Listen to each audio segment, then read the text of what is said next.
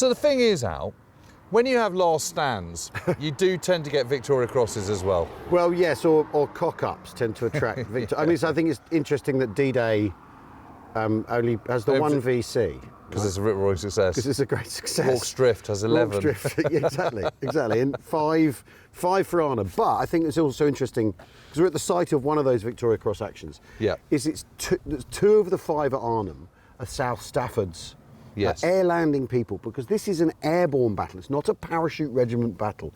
It's an airborne battle. The airborne division is not just stuff full of paratroopers. No, and particularly by this point in the Battle of Arnhem, the parachutists of the parachute regiment people have kind of like, apart from the guys at the bridge, are out of the picture, really. Yeah. I mean, so I think it's the first, third and 11th coming back from the town. Yeah. About 350 total. They've lost 75%. Yeah, exactly. And they've lost their officers in particular. You know, and NCOs. And NCOs. So in fact, before we get to Sergeant Baskeyfield here, we should talk about what happens immediately after the battle in the town. The men start, after they're overwhelmed at Den Brink by mortars and tanks. So the night of the 19th, 20th. Yeah, the men start to stream back on the afternoon of the 19th, right? Yeah. And a large crowd starts coming down this way.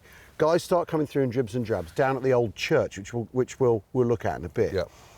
And Sheriff Thompson, who's the commanding officer of the Light Regiment, 1st Light Regiment, which is artillery, Royal Artillery, which is the little 75mm howitzer.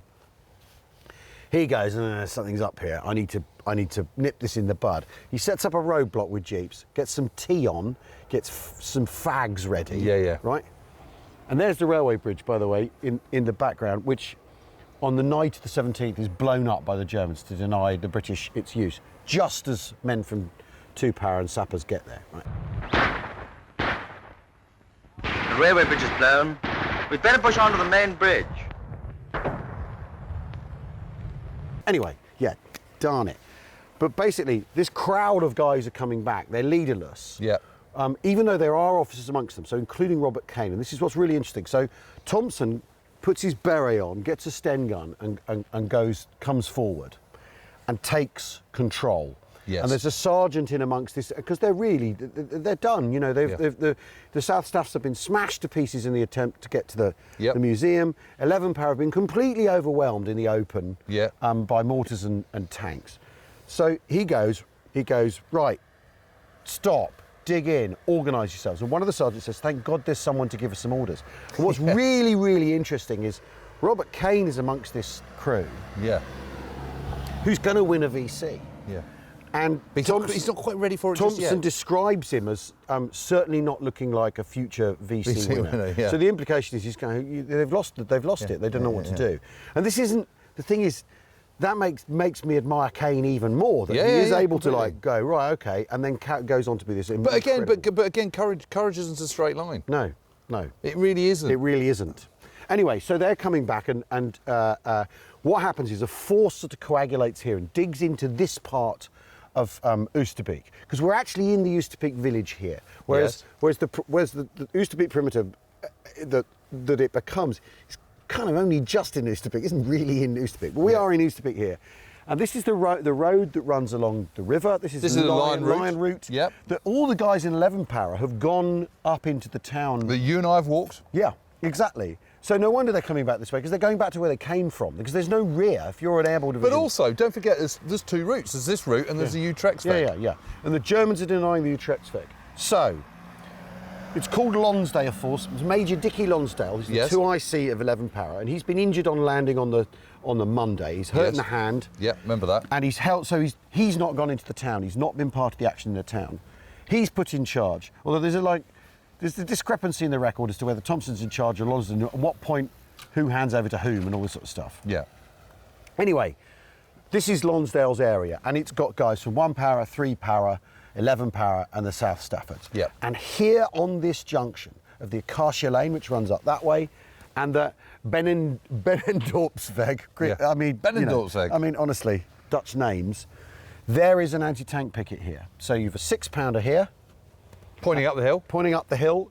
And another one. And it's right in here, isn't it? It's on this corner. Yeah. And this was a little wall here, wasn't it? Yeah. And this is called the the Baskeyfield oak, although it's a fir tree, which is, I think, quite interesting. Yeah. The Jack Baskeyfield tree, you look it on the internet, it's referred to as an oak. Anyway. But it absolutely isn't. There are 2 guns here. And the other one's pointing down this way, isn't it? Lance Sergeant Mansell is on the other gun, right? Yeah. The Germans attack with armour. Well, Lonsdale withdraws the parachute regiment people, and the South Staffs are left in a picket here. Okay. So South Staffs infantry and these 2 6-pounders. Yeah, because the South Staffs air landing battalions, their anti-tank component is integrated. Right. It's not a separate Royal Artillery thing, right. Because everyone's coming in gliders together. Right. Whereas in the parachute, so they are infantry. Well, they're South Staffs guys. So the parachute regiment. But so they're not RE. That's my point. No, they're not RA. No, they're not Royal Artillery. RA, probably, yeah. Whereas the parachute battalions have attached Royal Artillery batteries because they're coming by glider and the parachute people are going by parachute. And it's like an organisational nuance, but difference between the two. But basically, the Germans press really hard with mortars, infantry, and like proper combined arms assault on here, and they engage some Stugs coming down the Acacia Lane, a pair of them. Oh, okay. No, coming down the they engage a pair of Stugs, and the other Baskeyfield's crew are killed. He's killed or wounded, knocked out. He's injured in the leg. The other gun crew are killed as well. Yep. He's already dealt with one of the Stugs, and then he crawls across the road to the other gun. Dragging himself, a trail of blood. Exactly. Gets another round in. Knocks out the other Stug. So he takes out 2 Stugs personally, because he's the gunner on the first gun, which gets the first Stug that comes down the road. And it's, the citation says, his bravery was a thing that got talked about thereafter, his inspiration. But what happens, though, is at the end of the day they withdraw. They have to get out of here. It's too far exposed. Okay, but they've held it up on the 20th. They've done a good job on the 20th. But this is how desperate it is, because you get down there. I mean, also don't forget that the Germans can't replace those tanks anytime soon. I mean, well, although there are Tigers coming and there's Sphera battalions and all that. So. The Germans are able here locally to replenish, and any tank is a tank if you're airborne soldiers. Right. And you've lost 2 6-pounders in this action. Yeah. Okay. And there is a 17-pounder down at the guns at the church. Yeah. But those can be knocked out by mortars. It doesn't have to be a tank encounter. And the Germans are really applying pressure with mortars this whole battle, and it's the mortars that are the thing. And the First Airborne have no response. They have no proper counter-battery, counter-mortar capability. It doesn't exist. And there's just too much coming from the Germans. It's amazing being here, though, isn't it? Because that house over there is a little picture of what it looked like and how bashed about it was. So that is original. I'm guessing some of these were, but some of them weren't. Maybe the solar panels aren't contemporary, but but it's called Acacia Lane, isn't it? I mean, Acacia Avenue is a byword in for suburban kind of idyll. Yeah. Sleepy kind of middle class. Yeah. Not a lot happening. No. But boring is another word. But I think that is the word you were looking for there, Jim. And then here we are looking at Jack Baskeyfield tree and these incredible events taking place on this. Stoke's bravest son, Jim. Stoke's bravest son, and I'm not going to argue against that. No. And these great events taking place here all those years ago, 80 years ago. But also the fundamentals are obvious, aren't they? Yes. Because the citation says he leaves the tanks to the Stugs or whatever to 100 yards. Well, you can't hit it before 100 yards. No, they've got to come around that corner, and that's also why you'd put a gun here. Yeah. On this side as well, because. Yeah. Well, yeah, all right, maybe he was late. Yeah, but 100 yards is kind of beyond that Volvo, isn't it? Just beyond the Volvo. But the guts.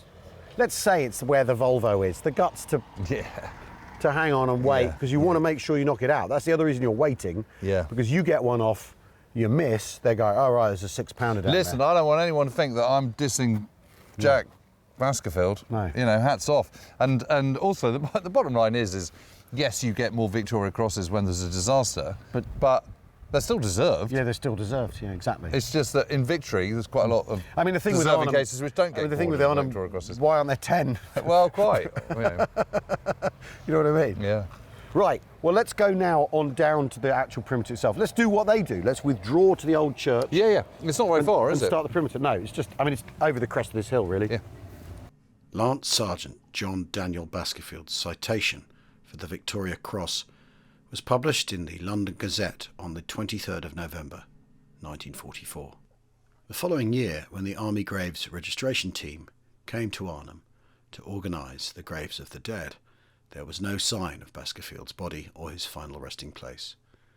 His name is on panel 5 of the Commonwealth War Graves Commission Groesbeek Memorial to the missing. On the 20th of September 1944, during the Battle of Arnhem, Lance Sergeant Baskeyfield was the N.C.O. in charge of a 6-pounder anti-tank gun at Oosterbeek.